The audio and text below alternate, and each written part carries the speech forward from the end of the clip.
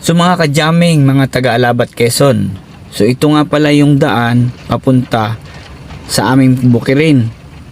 At ito nga pala yung binidyo ng aking utol.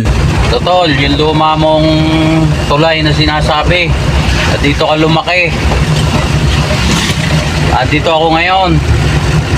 Si Baltoro. Punta ng Bilya.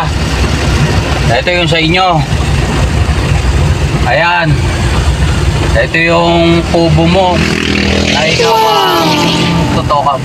Yan. Ikaw ang founder. Yan. Ay, nandun nga ang ilong niya. At ito yung sinasabi mong tubigan nyo. Ay, napakalawak talaga, tol. Naniniwala na ako na tubigan ninyo yan. Pati yung bundok na yun.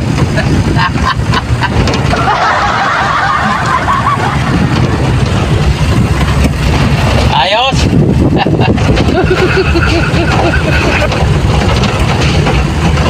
Ayun, may nagtatalok pa, oh. Okay na, tol.